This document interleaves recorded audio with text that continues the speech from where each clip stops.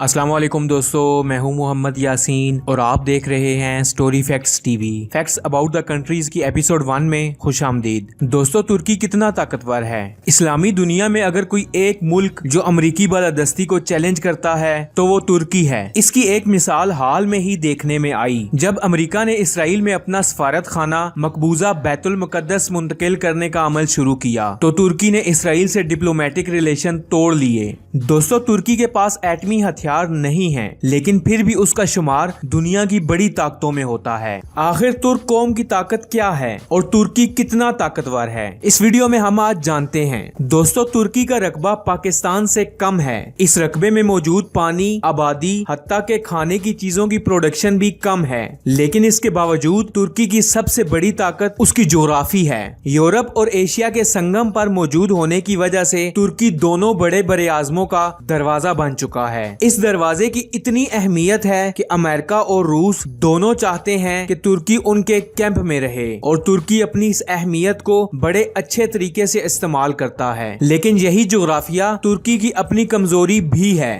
क्योंकि बाहर जाने के ख्वाहिशमंद लाखों लोग तुर्की में घुसने की कोशिश करते हैं, जो तुर्की के लिए बड़ा मुआशी बहरान खड़ा कर देते हैं। यूरोप समझता है कि तुर्की ऐसे तारकीने वतन लोगों को रोकेगा, लेकिन तुर्की के लिए इन्हें रोकना, इन्हें अपने मुल्क में ठहराना और इनको इनके अपने मुल्क में वापस भेजना तुर्की के लिए दर्दे सर बन जाता है। दोस्तों, एलन कुर्दी की तुर्क साहिल से मिलने वाली लाश ने दुनिया भर में तहलका मचा दिया था। असल में तुर्की यूरोपियन मुल्कों का रुकन बनना चाहता है, लेकिन इसका जोग्राफिया ही इसमें सबसे बड़ी रुकावट है, क्योंकि यूरोपियन शहरी बगैर वीजे के सारे यूरोप में घूम सकते हैं और अगर तुर्की यूरोप का रुकन बनता है तो एशिया से आने वाले लाखों तारकीने वतन लोग बआसानी यूरोप में चले जाएंगे। इसी वजह से तुर्की की भरपूर कोशिश के बावजूद यूरोप यूनियन इसे अपना रुकन बनाने से इनकारी है। दोस्तों, अगर मुआशी लिहाज से देखा जाए तो तुर्की 8650 अरब डॉलर जीडीपी के साथ दुनिया की 17वीं बड़ी मुआशी ताकत है। तुर्क मईशत में स्याह रीढ़ की हड्डी की हैसियत रखते हैं। हर साल पूरी दुनिया से 70 लाख से ज्यादा लोग घूमने आते हैं।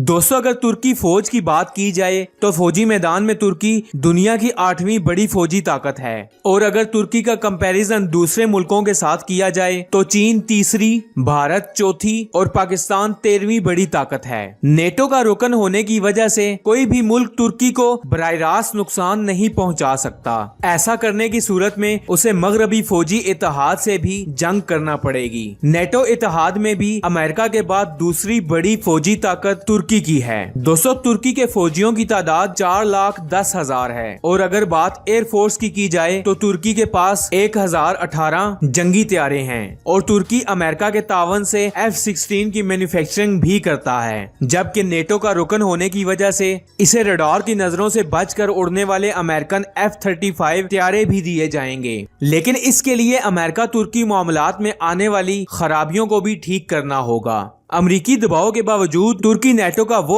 वाहिद मुल्क है जो रूस से जदीद मिसाइल डिफेंस सिस्टम भी खरीद रहा है। तुर्की को अपनी जोग्राफी और इस्लामी ममालिक में अहमियत की वजह से सियासी कुव्वत भी हासिल है। जब अमरीका ने बैतुल मुकद्दस को इसराइल का दारुल हुकूमत सवर किया तो तुर्की के सदर तैयब उर्दुगान ने इस्लामी इजलास बुलवा कर बैतुल मुकद्दस को फलस्तीन का दारुल हुकूमत करार दे दिया। तुर्की के इस इकदाम ने पूरी मुस्लिम उम्मा के दिल जीत लिए। दोस्तों, इतनी जबरदस्त ताकत होने के बावजूद तुर्की तेजी से मसाइल का शिकार भी हो रहा है, जिनमें दो मसले बहुत बड़े हैं। पहला मसला तो ये है कि तुर्की में कुर्द अकलियत ने आजादी की मुहिम चला रखी है। इन कुर्द लोगों ने तुर्की के साथ शाम और इराक में भी फौजी अड्डे कायम कर लिए हैं। तुर्की ने जवाबी कार्रवाई करते हुए शाम के शुमाली इलाके पर कब्जा कर लिया और ईरान में भी इसकी फौज दाखिल हो चुकी है। इस मुदाखलत की वजह से तुर्की को शदीद मुखालफत का निशाना भी बनाया जाता रहा है। तुर्की का दूसरा बड़ा मसला यूरोपीय यूनियन और अमेरिका से खराब ताल्लुक है। यूरोप यूनियन को कुर्दों और सियासी मुखालफीन के खिलाफ कार्रवाइयों पर तुर्की से शिकायत है, लेकिन अमेरिका से तुर्की के इख्तलाफ की वजह ज्यादा संगीन नौयत की है। दोस्तों, 2016 में जब तुर्क अवाम ने फौजी बगावत को नाकाम बनाया तो इस सारी साजिश का इल्जाम तुर्की ने फतेहुल्लाह गुलेन पर लगाया था। फतेहुल्लाह उस वक्त अमेरिका में मौजूद था। तुर्की के इसरार करने के बावजूद अमेरिका ने फतेहुल्लाह को तुर्की के हवाले करने से इनकार برقرار کر دیا۔ یہ الزام بھی سامنے آیا تھا کہ ترکی نے امریکی فضائی اڈا بھی فوجی بغاوت میں استعمال کیا تھا۔ دوستو اب کی صورتحال کے مطابق ترکی تیزی سے روس اور ایران سے اپنے تعلقات بڑھا رہا ہے۔ پاکستان اور قطر سے بھی اس کے اچھے تعلقات ہیں، لیکن شام، عراق، سعودی عرب اور امریکہ سے اس کے تعلقات کافی کشیدہ ہو چکے ہیں۔